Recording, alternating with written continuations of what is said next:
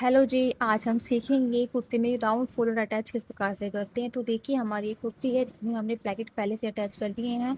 अब हम इसके इसके एक प्लेकेट को उठाएंगे और इस प्रकार से स्टेप को रखेंगे और पूरे राउंड शेप में इस प्रकार से स्टेप को रखते हुए अपने दूसरे प्लेकेट तक जाए स्टेप को लेकर जाएंगे और ये मेजर करेंगे कि हमें क्या लेंथ चाहिए अपने कॉलर की। तो ये देखिए हमें 17.25 इंच हमारी लेंथ निकल के आई है। तो हम इस लेंथ पर अपना जो कॉलर है उसकी ड्राफ्टिंग करेंगे।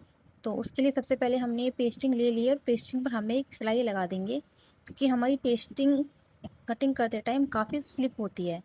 तो उस दिक्कत से बचने के लिए हम इस प्रकार से इस पर एक स्टिचेस लगा देंगे और स्टिच लगाने के बाद हम अपने कॉलर की मार्किंग स्टार्ट करेंगे।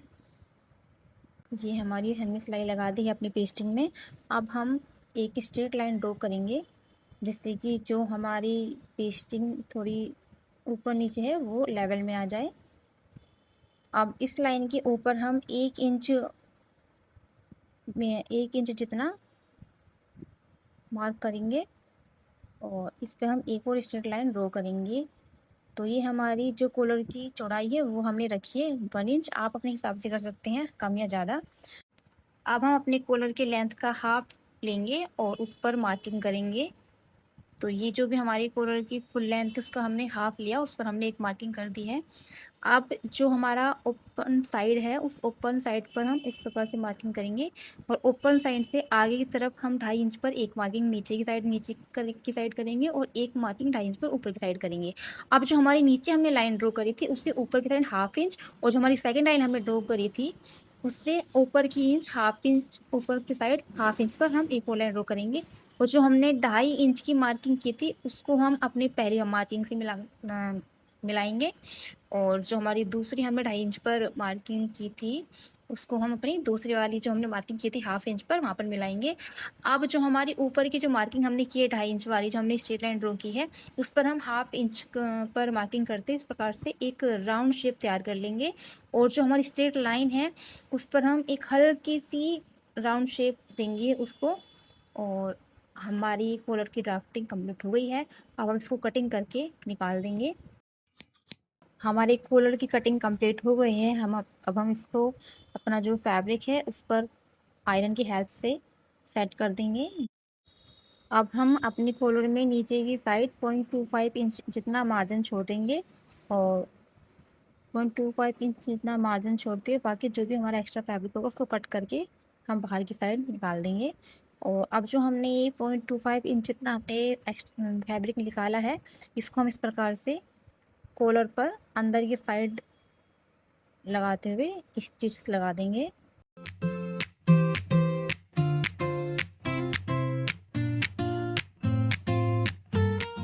इसके बाद हम कॉलर पर ऊपर की साइड 1/2 इंच जितना मार्जिन छोड़ते हुए एक्स्ट्रा फैब्रिक को कट करके निकाल देंगे। जितनी भी हमारे कॉलर की लेंथ है उसी लेंथ के अकॉर्डिंग हम अपने एक और फैब्रिक लेंगे और इस कॉलर को इस प्रकार से उस फैब्रिक पर रखेंगे। ध्यान रहे कि जो हमारा फैब्रिक नीचे होगा वो ऊपर की साइड उसका राइट साइड ऊपर होनी चाहिए। जो हमारे कूलर की राइट साइड है वो उस फैब्रिक के राइट साइड के ऊपर होनी चाहिए। इस प्रकार से एक दूसरे के ऊपर इसको रखेंगे और ये बिल्कुल साइड साइड में यहाँ पे बिल्कुल पास में किनारे पर पेस्टिंग के किनारे पर हम स्टिचेस लगाएंगे। और स्टिचेस लगाते हुए इस बात का ध्यान रखना है कि जो हमारी कॉर्नर है वहाँ पर हमें बिल्कुल एक थोड़ी सी बिल्कुल हल्की सी हमें सिलाई छोड़नी है, जो हमें सिलाई नहीं लगानी है। क्यों? इससे क्या होगा कि जब हम कॉलर अटैच करेंगे तो वहाँ पर हम फिनिशिंग के साथ उस कॉलर को अटैच कर सकेंगे। ये देखिए हमने इतना सा गैप अपने कॉलर में छोड़ दिया है, जो कि हम जब कॉलर को फिक्स करेंगे तब उसमें ये हमारी हेल्प करेगा कि कॉलर जो हमारा है पूरी फिनिशिंग के साथ में अटैच हो जाए। हमने अपने कॉलर की स्टिच कंप्लीट कर ली है। अब हम नीचे से 0.25 इंच जितना मार्जिन छोड़ते हुए अपने एक्स्ट्रा फैब्रिक को कट कर लेंगे।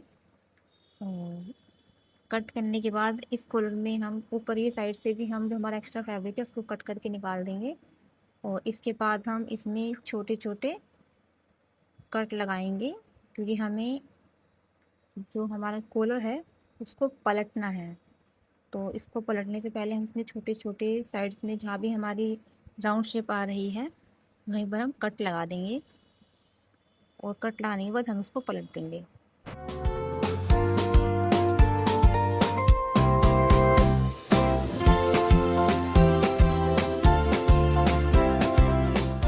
अब हम इस पर 5 नंबर की सिलाई लगाएंगे, क्योंकि हमें 5 नंबर की सिलाई बाद में खोल देनी है। ये सिलाई हम लगा रहे हैं क्योंकि जिससे कि हमारा जो कॉलर है वो हमारा काफ़ी फिनिशिंग के साथ में हमारी कुर्ती में सेट हो जाए।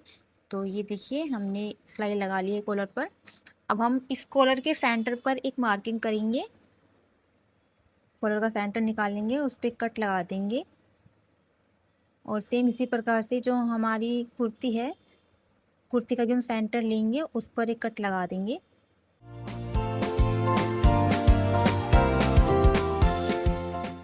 अब जो हमारी कुर्ती का सेंटर है और कॉलर का सेंटर है उसको हम एक दूसरे के ऊपर रखेंगे, और इस प्रकार से रखते हुए हम इस पर स्टिचेस लगा देंगे। स्टिचेस लगाते हुए हमें जब हम मुड्ढे पर आएंगे तो हमें ये जो हमारा मार्जिन है उसको हम ऊपर की साइड, पीछे हमारा गला होगा, पीछे की साइड हम इसको रखेंगे, और पीछे साइड रखते हुए इस प्रकार से फिर फिनिशिंग के साथ में स्टिचेस लगा देंगे।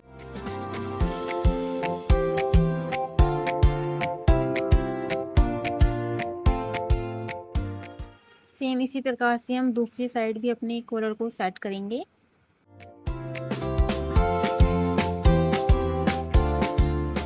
ये जो हमारा मार्जिन वाला फैब्रिक है इसको हम कॉलर के अंदर साइड रखेंगे, और इसको अंदर की साइड रखते हुए अपने इस कॉलर पर बिल्कुल किनारे पर सिलाई लगाते हुए हम पूरे कॉलर को अटैच कर देंगे।